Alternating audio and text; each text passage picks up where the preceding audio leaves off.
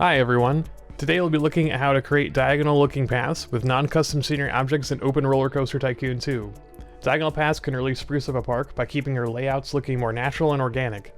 Now keep in mind that we'll never be able to actually have real diagonal paths, since we'll always be stuck with the game's orthogonal grid system.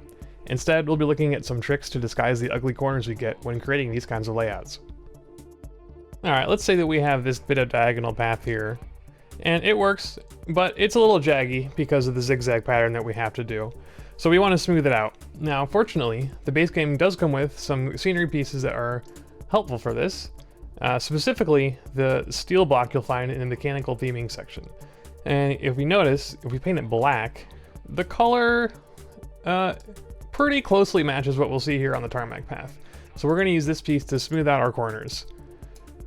Now, of course, we need to get it flush with the surface, so we're going to start by digging holes next to the corners to fit the scenery into.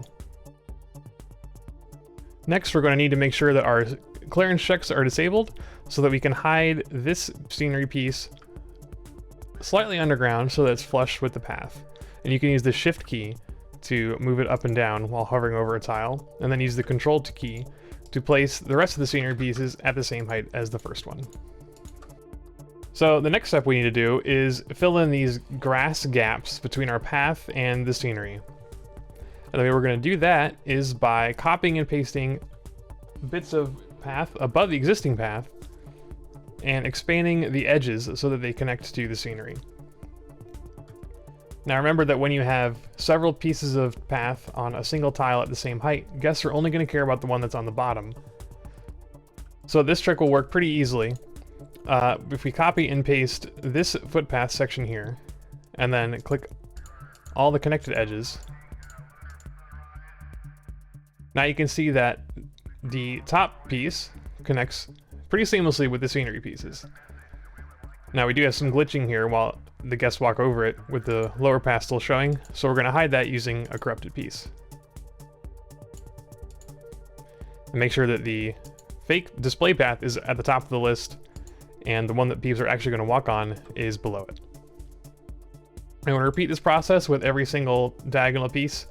I find it very helpful to use the shortcuts to copy and paste this footpath from this tile to all the rest.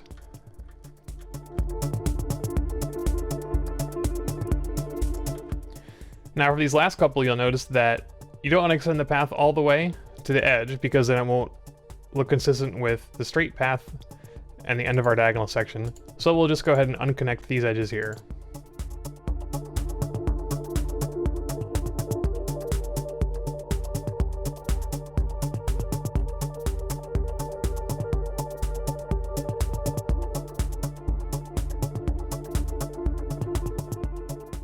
And there you go. It doesn't look fantastic, but for non-custom scenery objects, this is probably as good as you're gonna get. Now, there's a couple other issues we have to worry about here. One being, once you turn the camera, you'll notice you can see the edges of these scenery pieces pretty easily. And there's not a whole lot you can do about that besides using, I don't know, maybe some bushes and trees to hide those edges. That's kind of up to you. But some strategic placement of scenery is definitely going to help make your path look a little bit nicer. Now, of course, this trick only works with the tarmac path, since the steel pieces don't really match up with the other path types. You can sort of fake it with the red. If we use the saturated red color, let's go ahead and dig a piece down here as an example.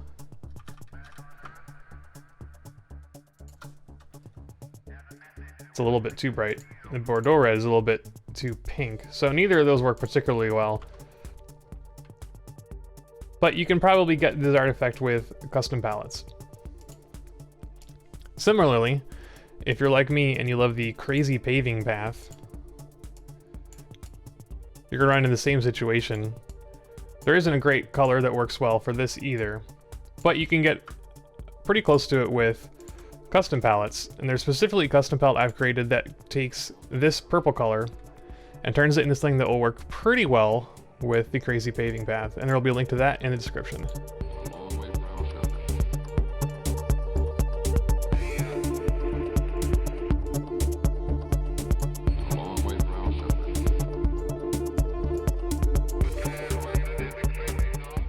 next thing I want to talk about is railings. Unfortunately, diagonal railings don't exist in the base game, so if you like having railings along your orthogonal paths, we're going to have to do some trickery to get some diagonal railings in here as well. However, this can be pretty easily accomplished using roller coaster track to get the effect we want. So to match up with these steel railings that I have here, I like to use the steeplechase track, as it looks relatively similar to the basic steel railing. And we can create some diagonal track here and use this as our railing. Now, you may notice a problem here right off the bat. The railing pieces we want to add have their ends at the corners of the tiles, but roller coaster track has its ends in the middle of the tiles. So you can't just build steeplechase track like you normally would build any roller coaster along the edge of the path and have it line up. So what we're gonna have to do is use some perspective tricks to get this to line up and have it look pretty decent.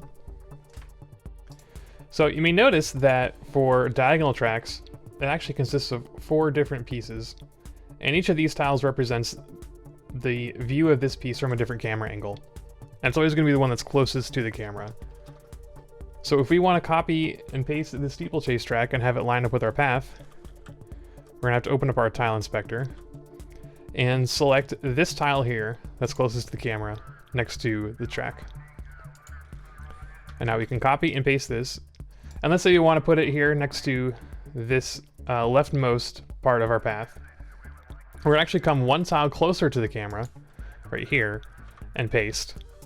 And then we can use this base height option to raise it up a couple tiles. And voila, it looks like it's right on the path. Even though you know that it's floating in midair, it's actually gonna look pretty closely like it's next to the path. And we can go ahead and copy and paste this all the way along the rest of the path, and it will line up nicely with the steel railings. And we can continue our normal railings as we would otherwise. And we'll go ahead and paint this gray to make it match. Of course, this blends in a little bit with the path because it's gray, so maybe you'll want to choose a different color. But for purposes of demonstration, we'll stick with the bright red so it's a little bit easier to see. Now this only counts for one angle. If we rotate the camera, the track will disappear. So we'll need to copy and paste this 4 more times to get this to appear from all angles. But fortunately, it's pretty easy. It's just the same thing again. We'll click on the tile that's closest to the camera next to the track, copy that piece, and then paste it, and raise it up so that it's in line with the path. And go ahead and do that for the rest of the pieces. One thing you'll notice is that this trick doesn't work fantastically with clipping with scenery and peeps, since it's technically closer to the camera than these bushes are. That's why it looks like the bush is behind the railing. And that's just something we're gonna have to deal with and try to ignore as best we can. All right, finally, let's go ahead and connect up the rest of the track pieces. We're going to use these head-on camera angles, and it's going to be the same exact thing. We're going to copy here, and we're going to come one tile closer to us than we would think, paste it, and then raise the base height. And then we can copy and paste the rest of the way. And likewise for the last camera angle.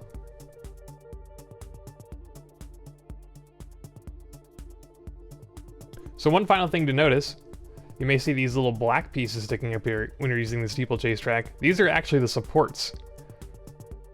And they look pretty ugly, so we're going to go ahead and hide them by opening up our tile inspector again, and we're going to control click on the support to select the track piece, and then we're going to move that underneath the surface to hide the support. And while we're here, we'll go ahead and fill in the rest of the railings for both sides of the path, because I didn't do that the first time around.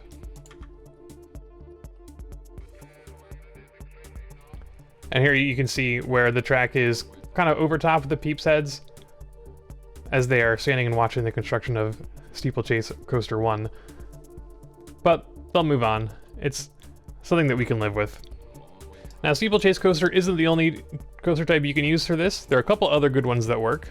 So if we go ahead and enable allow arbitrary ride type changes, we can look at a couple other good options. One great one is the monorail.